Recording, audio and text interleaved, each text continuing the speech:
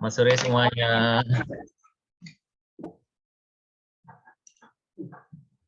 Ini ada siapa nih? Esther, Dersa, Kesia, Melisa, Samuel, sama Elia. Elia belum masuk kayaknya. Coba Dersa, mana Dersa? Dibuka videonya dulu, Dersa. Dersa. Dersa ini berdoa ya untuk firman Tuhan ya, yuk.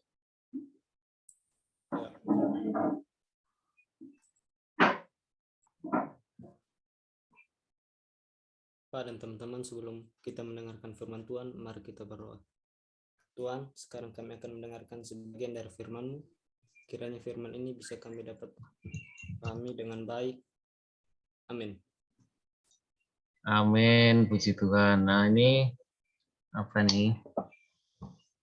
Kita mau membahas masih tetap di tema yang sama, boldness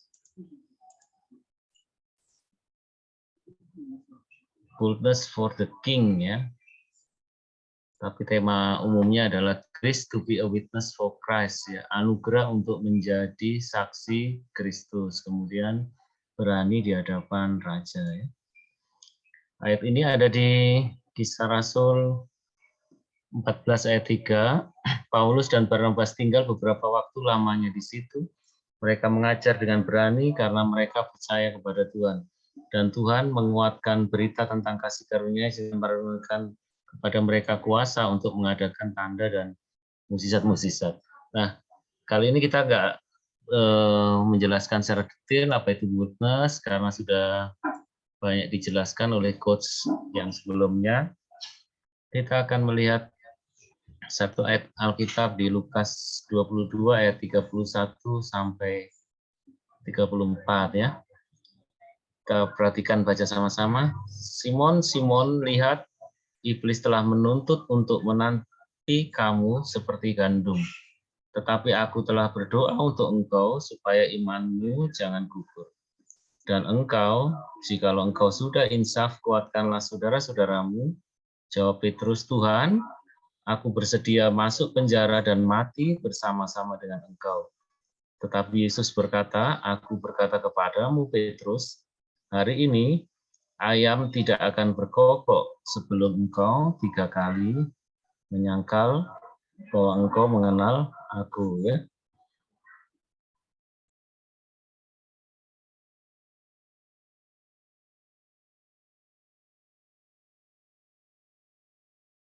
Kita akan belajar dulu ya kata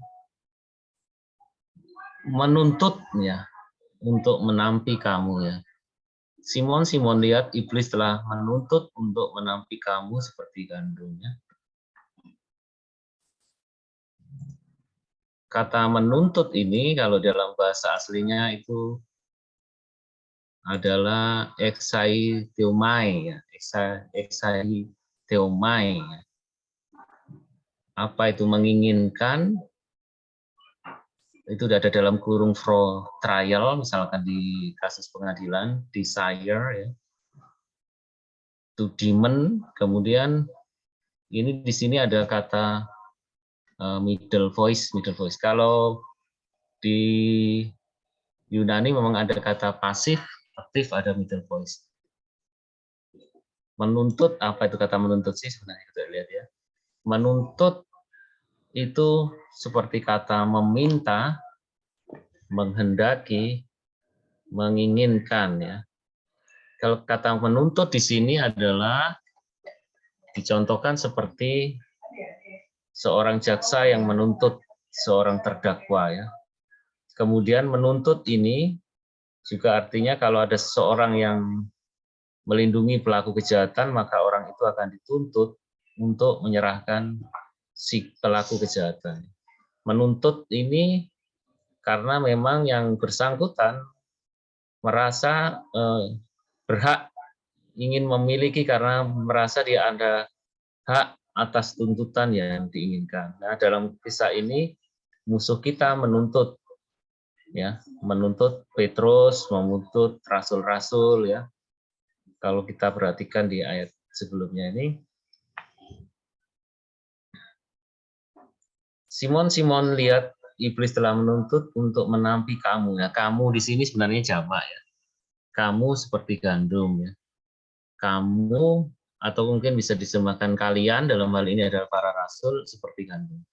Tetapi aku telah berdoa untuk engkau. Nah, engkau ini khusus untuk Petrus, tunggal ya. Tetapi aku telah berdoa untuk engkau supaya imanmu jangan gugur ya.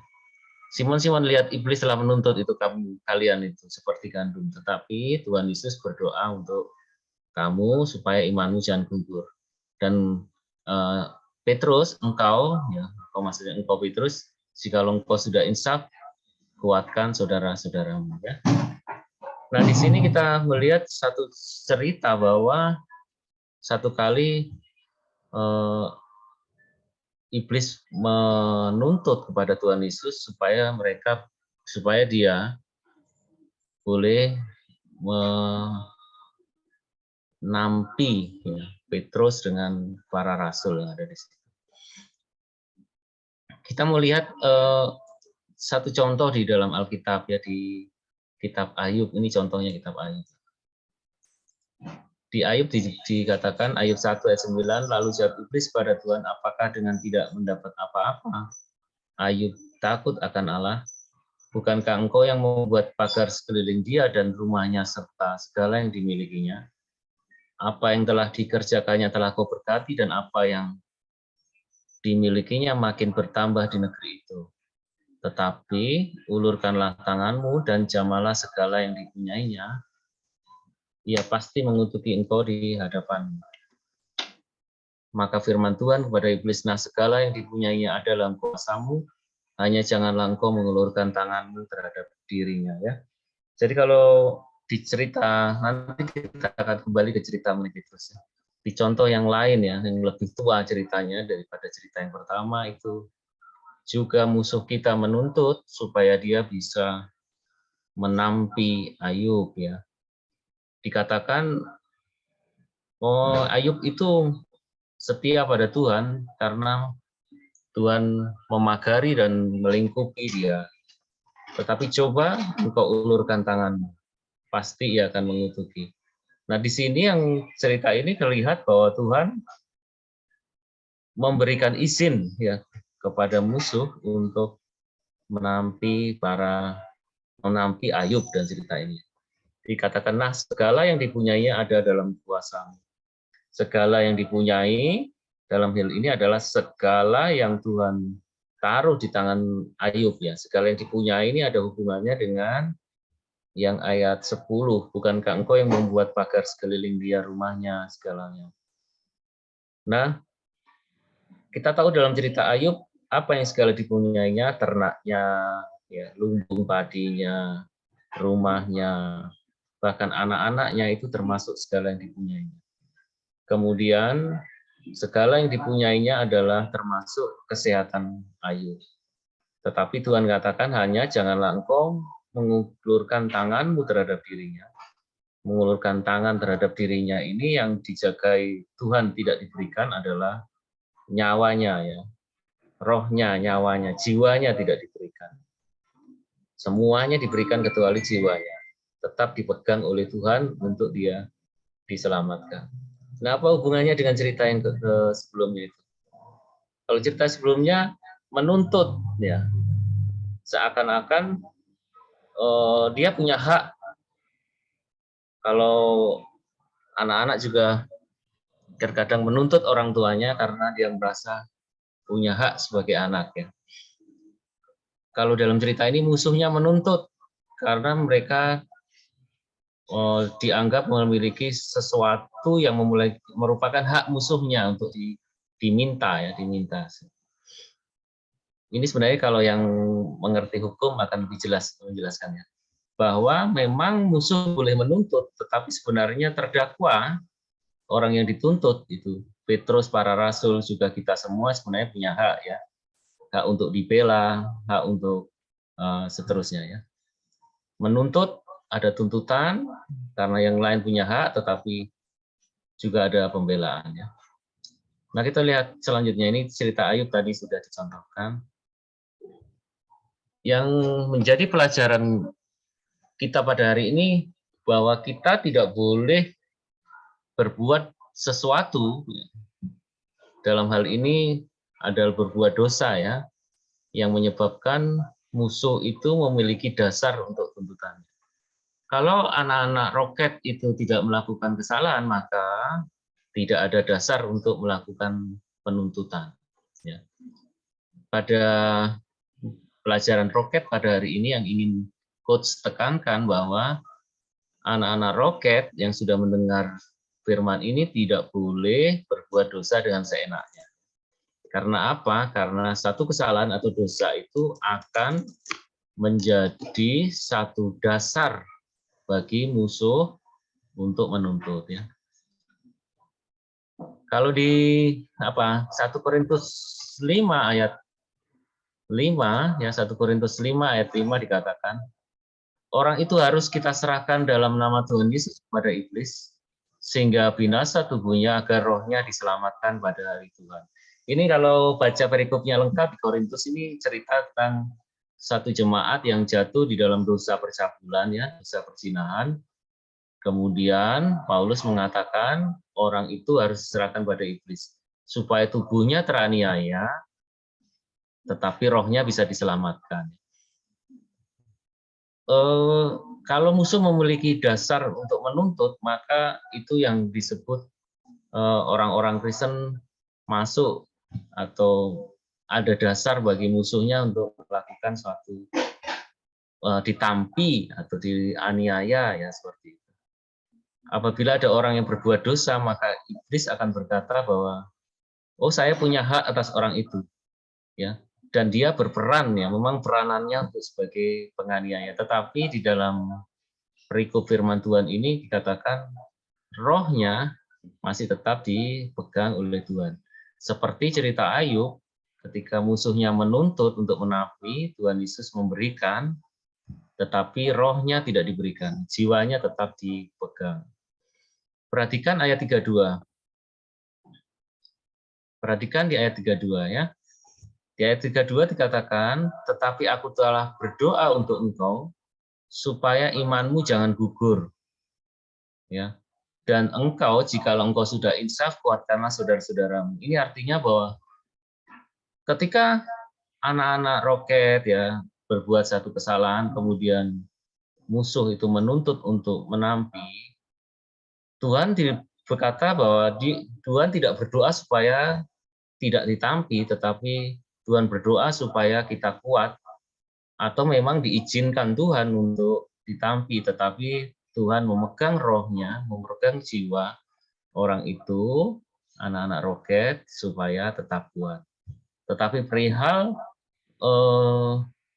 ditampi dalam hal ini tetap terjadi atas izin Tuhan, supaya memiliki semakin kuat orang itu ya, dan rohnya tetap diselamatkan. Ini ada beberapa yang masuk nanti, jadi Bapak ulang dulu ya, Coach ulang dulu. Kita ada di perikop Lukas 22 ayat 31 ayat 34 ya. Simon, Simon, lihat iblis telah menuntut untuk menampi kamu seperti gandum, tetapi aku telah berdoa untuk engkau supaya imanmu jangan gugur, dan engkau, jikalau engkau sudah insaf, kuatkanlah saudara-saudaramu. Jawab Petrus, Tuhan, aku bersedia masuk penjara dan mati bersama-sama dengan engkau, tetapi Yesus berkata, aku berkata kepadamu Petrus, hari ini ayam tidak akan berkokok sebelum engkau 3 kali menyangkal bahwa engkau mengenal aku. Jadi dalam perikop ini menceritakan tentang bagaimana musuh kita itu menuntut murid-murid Tuhan. Ya. Kita tahu bagaimana kualitas murid-murid Tuhan. Mereka terpilih sebagai murid, artinya mereka istimewa. Ya.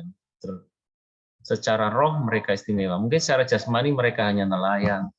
Mereka orang-orang secara jasmani kurang istimewa, tetapi secara rohani, roh mereka itu istimewa sehingga terpilih menjadi anak-anak Tuhan, murid-murid Tuhan ya. Kalau di pemerintahan disebut orang-orang ring satu ya, orang-orang yang paling dekat dengan pemimpinnya ya. Menuntut ya, musuhnya meminta, menghendaki, menginginkan ya, seperti seorang jaksa yang menuntut terdakwa. menuntut karena merasa mempunyai hak untuk dimiliki. Ya. Nah, contohnya adalah cerita Ayub. Kemudian kita sebagai anak-anak roket jangan sekali-sekali berbuat dosa, ya, berbuat satu kesalahan selagi kalian masih remaja ini, usahakan jangan secara sadar berbuat dosa karena itu menjadi satu dasar bagi musuh kita untuk menuntut. Ya.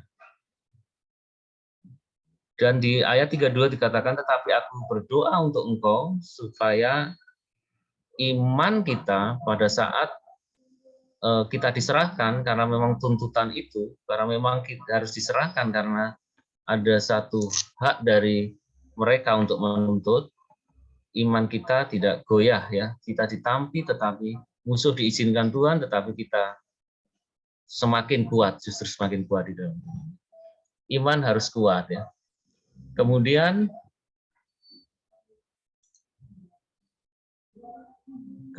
coba perhatikan firman Tuhan ini, dan engkau, jikalau engkau sudah insaf, kuatkanlah saudara-saudaramu. Artinya bahwa memang Petrus jatuh pada waktu itu. Ya. Kita tahu bahwa Petrus menyangkal Tuhan 3 kali sebelum ayam berkocok. Tetapi tidak sampai tergeletak seperti Yudas. Kalau kita ingat cerita tentang siapa ini, Yudas Iskariot, juga sebenarnya dia orang yang menyangkal Tuhan Yesus. Bahkan lebih jauh orang yang menjual Tuhan Yesus. Tetapi dia tidak dibela oleh Tuhan, dia terhilang. Berbeda dengan Petrus, Petrus masih dibela oleh Tuhan, ya, dibela oleh Tuhan Yesus dan bangkit kembali untuk dikuatkan. Dikatakan jikalau engkau sudah insaf, artinya memang dari awal Tuhan Yesus tahu bahwa memang Petrus akan menyangkal Tuhan 3 kali, tetapi pada akhirnya Petrus juga akan kembali pada Tuhan. Tidak sampai tergeletak, ya. Kalau di Wahyu 3 ayat 2 dikatakan, Wahyu 3 ayat 2 dikatakan, bangunlah dan kuatkanlah apa yang masih tinggal yang sudah hampir mati, sebab tidak satu pun dari pekerjaanmu atau dapat disempurna di hadapan Allahku. Ya, di sini menceritakan tentang satu jemaat yang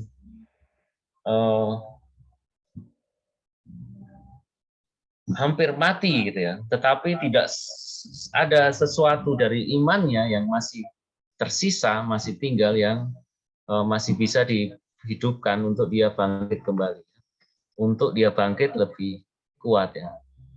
Ini mengingatkan kita bahwa mungkin sekarang belum, tetapi paling tidak firman ini yang disampaikan nanti akan tertanam di hati kalian, bahwa jika satu kali Tuhan sampai pada katakan masuk dalam masa pencobaan kita, ya, karena memang ada tuntutan dari musuh terhadap hidup kita, maka dikatakan apa yang masih tersisa dari imanmu, dari iman kita, kita bisa bangkit dan hidup kembali bagi Kristus. Ya.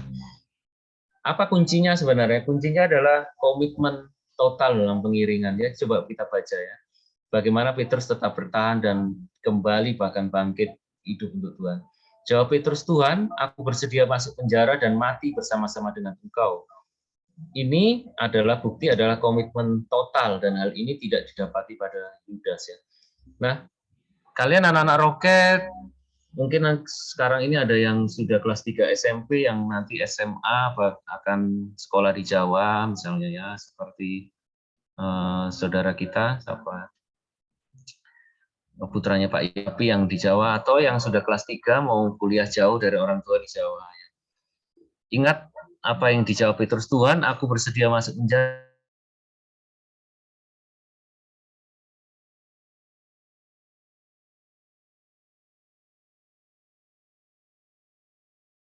Pak Iwan?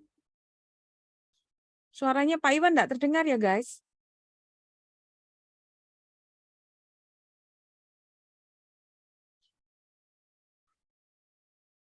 Dersa? Halo? Ya, seperti yang dikatakan oleh Petrus nih, Tuhan, aku bersedia masuk penjara dan mati bersama-sama dengan Engkau. Karena komitmen ini, ya, sekalipun nanti misalkan suatu peristiwa besar yang menyangkut kehidupan kita, ya, terjadi dalam kehidupan kita, apapun yang terjadi, tetap kita masih ada hal yang diingat Tuhan, yaitu komitmen kita yang membuat kita hidup dibangkitkan untuk dan yang paling penting sebenarnya di dalam pengajaran ini adalah jangan berbuat dosa karena musuh kita atau iblis akan menuntut untuk menampi kita. Karena kalau kita berbuat dosa, dia akan merasa bahwa dia memiliki hak atas kehidupan kita. Ya. Tapi kan kita bisa berdoa, Pak, supaya Tuhan Yesus mengampuni. Iya, tapi kan Tuhan Yesus menyucikan seluruh dosa kita, Pak. Benar sekali. Dosa kita disucikan dan kita kembali murni, kembali suci sempurna di dalam Kristus. Tetapi tetap kalian tidak boleh lagi melakukan dosa seenaknya. Ya, apapun itu, ya kecil, dosa besar, menurut pandangan kita, apapun itu tidak boleh melakukannya dengan sengaja karena itu memberikan dasar untuk musuh kita melakukan penuntutan, ya.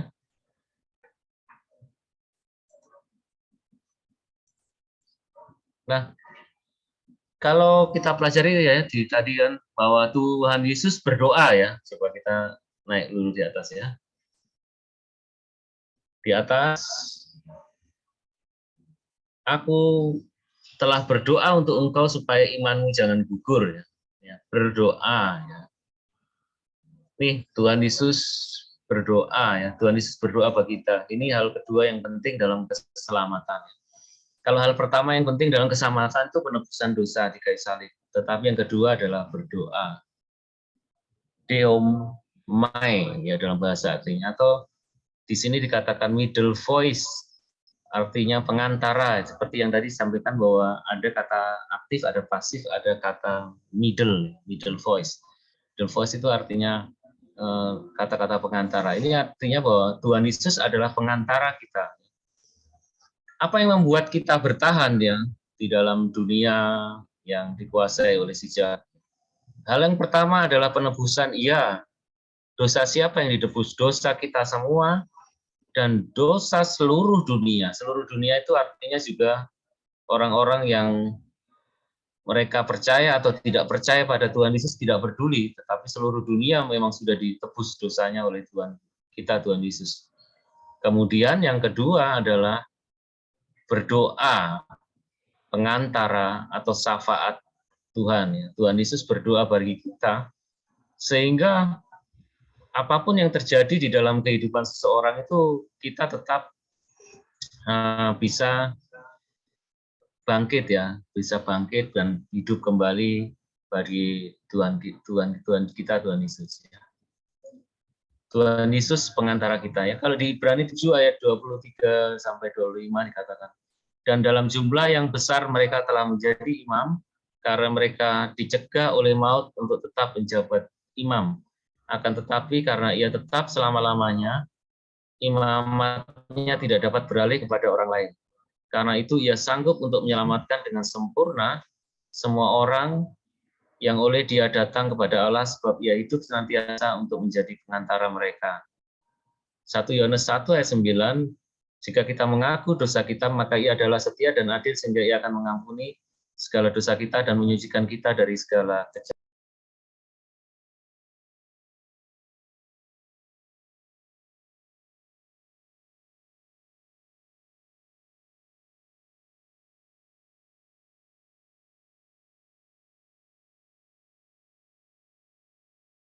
Jadi apa? Yang pertama adalah penebusan dosa yang menyebabkan kita diselamatkan oleh Tuhan. Dan yang kedua adalah Tuhan Yesus adalah pengantara kita yang bersyafaat untuk kita siang yang malam ya. Katakan ia sanggup menyelamatkan dengan sempurna semua orang yang oleh dia datang kepada Allah. Sebab ia hidup senantiasa, artinya sepanjang waktu ya, untuk menjadi pengantara kita. Tetapi di 1 Yohanes 1 ayat 9 dikatakan, jika kita mengaku dosa kita, jika tidak, ya tidak. Maka adalah ia setia dan adil. Sehingga kalau kalian ada satu kesalahan kecil, apapun ya dimanapun ya, segera langsung berdoa, minta ampun pada Tuhan. Ya. Berdoa, minta ampun supaya Tuhan mengampuni dosa kita. Yang membuat kita bertahan sampai sekarang itu dua hal ya. Tuhan mengampuni dosa kita di kayu salib, dan yang kedua adalah Tuhan Yesus selalu berdoa untuk kita supaya kita kuat ya. Di 1 Yohanes 2 ayat 2, dan ia adalah pendamaian untuk segala dosa kita, dan bukan dosa kita saja tetapi juga dosa seluruh dunia ya. Ini yang kita harus sadar ya, bahwa Tuhan Yesus mati itu untuk seluruh dunia ya, untuk seluruh dunia. Semua orang Pak, iya semua orang diampuni dosanya oleh Tuhan Yesus. Tetapi kemudian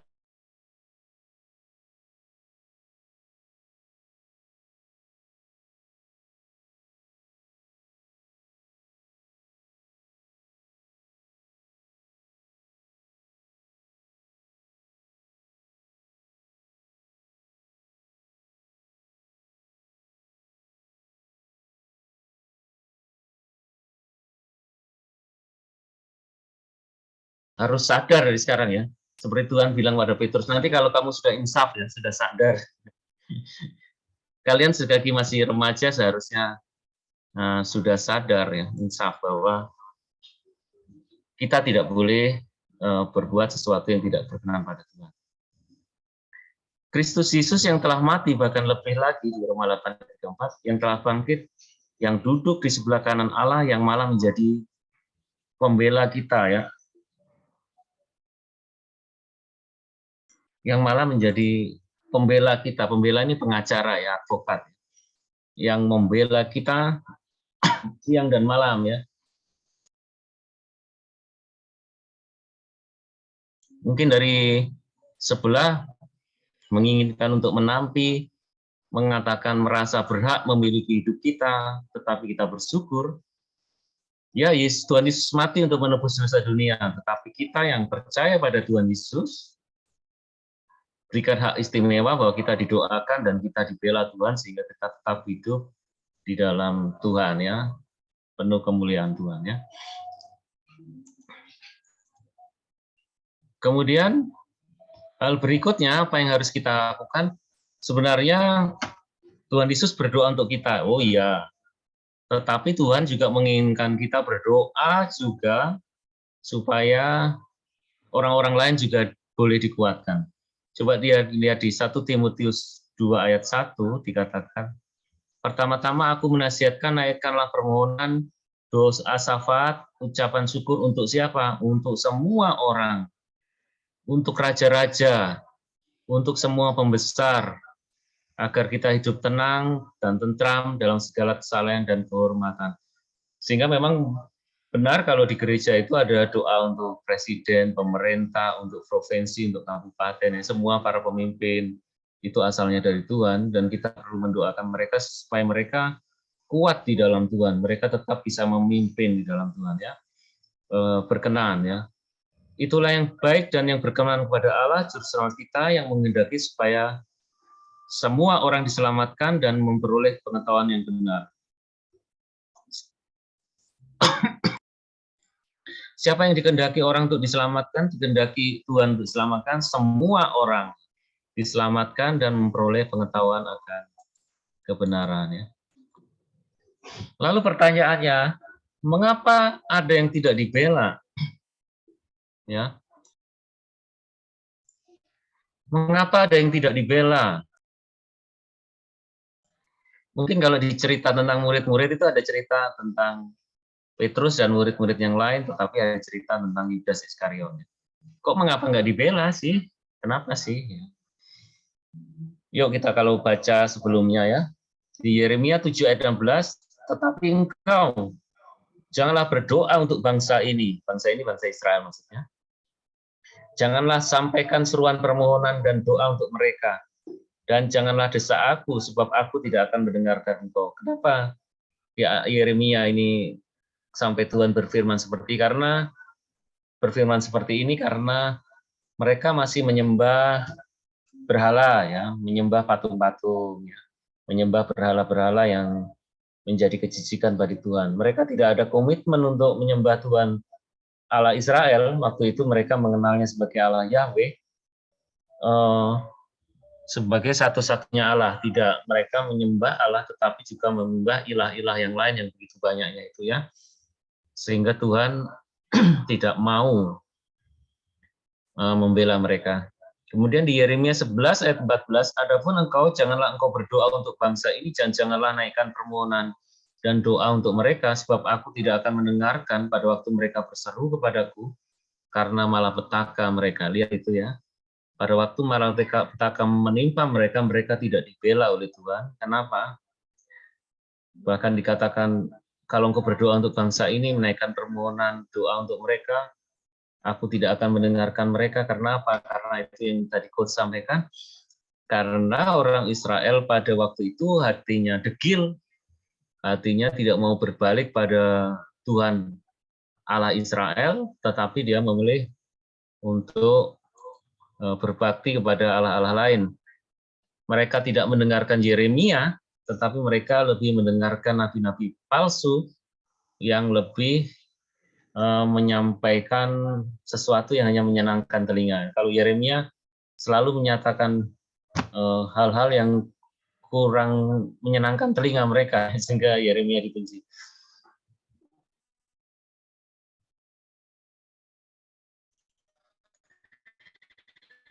Kemudian di Yeremia 11 ayat 15 ayat 1, Tuhan berfirman kepadaku, sekalipun Musa dan Samuel berdiri di hadapanku, hatiku tidak akan berbalik kepada bangsa ini. Usirlah mereka dari hadapanku, biarlah mereka pergi ya. Di sini juga sama dikatakan bahwa Tuhan juga waktu itu berfirman mulai Yeremia tidak berkenan pada orang Israel, bahwa Tuhan katakan usir mereka dari hadapanku karena memang mereka tidak ada komitmen pada Tuhan. Nah, di dalam pengiringan Tuhan ini yang penting ya, penting kalian roket pahami bahwa seseorang itu komitmennya pada Tuhan itu yang paling dilihat pada anak-anak Tuhan, termasuk anak-anak roket. Sedari kalian remaja, kalian harus memiliki komitmen mengiring Tuhan, mengutamakan Tuhan di atas yang lain ya. Contoh kecil, misalnya mau pergi ke gereja atau mau kegiatan sekolah. Kalau misalkan sama-sama hari Minggu ya. Kalau kalian komitmen pada Tuhan Yesus, maka ya yang terutama pergi ke gereja, yang terutama beribadah. Kalau yang lain kan, kalau hari Minggu masa sih tidak bisa ditunda ya. Oh saya melakukan kegiatan lomba ini misalkan, tetapi itu dilakukan di hari Minggu. Lalu kalian karena berkomitmen pada Tuhan Yesus, sudah ke gereja dulu. Kalau misalkan ke gereja tidak bisa, harus ikut lomba atau ke gereja, berarti yang dipilih adalah ke gereja dulu. Karena memang di dalam hidup kita ada dua hal yang penting ya tadi ya, yang Coach sampaikan. Yang pertama adalah penebusan Tuhan Yesus, yang kedua adalah pembelaan dari Tuhan Yesus sehingga kita tetap bertahan sampai sekarang dan tetap berada di dalam jalur diselamatkan oleh Tuhan ya. Juga di dalam kegiatan, kalau yang sudah bekerja di pekerjaan, kalau di dalam sekolah, di sekolah dalam ujian itu ya, kalian tetap jujur, kemudian kalian tetap rajin belajar terus-menerus sehingga Tuhan tetap melakukan pembelaan. Masa depan kalian itu ada di tangan Tuhan, ingat itu ya, bukan di tangan upaya kerja kerasmu ya.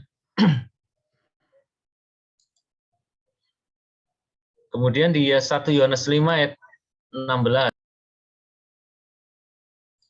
Kalau ada seorang melihat saudaranya berbuat dosa, yaitu dosa yang tidak mendatangkan maut, hendaklah ia berdoa kepada Allah dan Dia akan memberikan hidup kepadanya, yaitu mereka yang berbuat dosa yang tidak mendatangkan maut.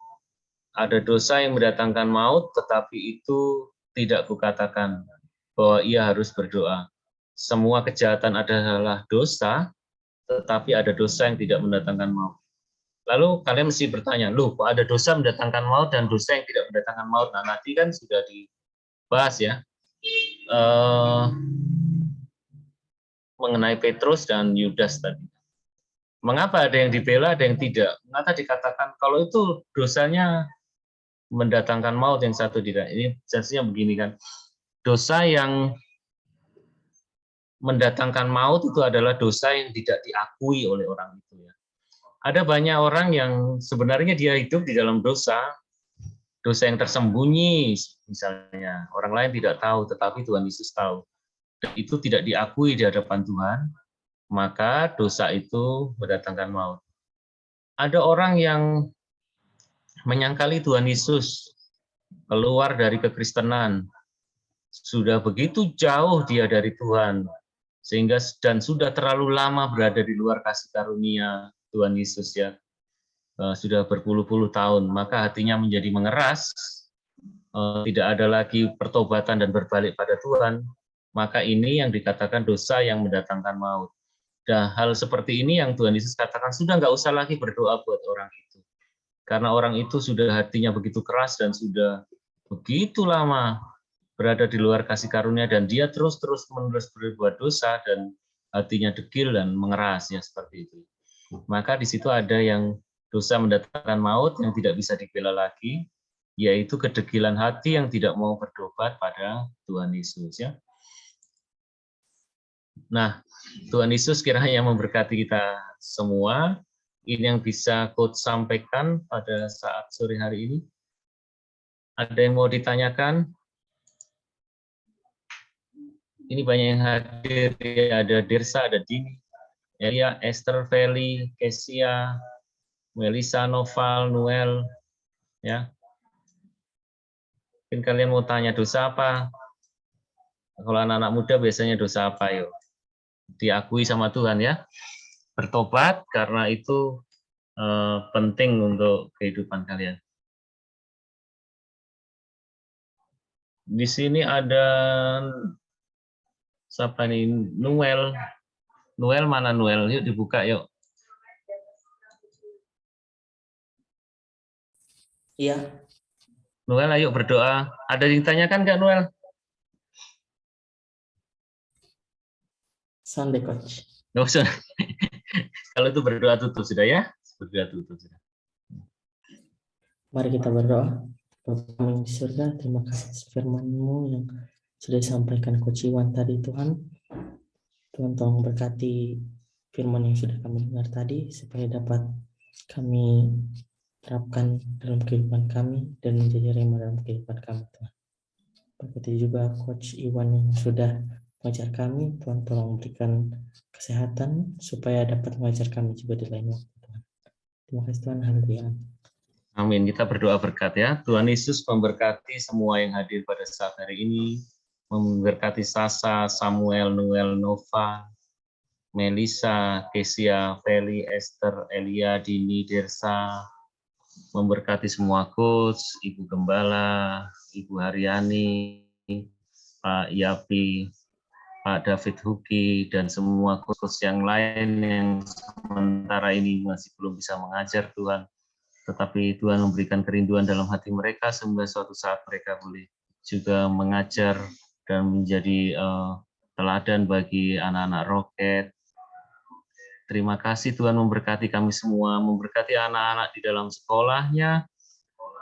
Tuhan memberikan Roh Kudus sejak mereka remaja ini, sehingga mereka memiliki komitmen yang total terhadap Tuhan Yesus. sehingga apapun yang terjadi di dalam kehidupan mereka nanti tidak membuat mereka menjauh dari Tuhan, bahkan membuat mereka semakin kuat seperti Petrus dan para rasul yang semakin kuat dan mencintai Tuhan Yesus, semakin dekat pada Tuhan, dan semakin bertumbuh imannya, semakin percaya bahwa Tuhan Yesus masih tetap berdoa bagi kami, menjadi pembela kami pada saat ini sampai selama-lamanya. Tuhan Yesus memberkati kami semua, Tuhan. Kasih cinta, pemeliharaan yang dari Allah Bapa di surga, cinta kasih dari Tuhan Yesus, dan penyertaan dari Allah Roh Kudus kiranya menyertai kami semua pada hari ini dan sampai Maranatha Tuhan Yesus datang kembali. Terima kasih. Dalam nama Tuhan Yesus kami berdoa mengucap syukur. Amin.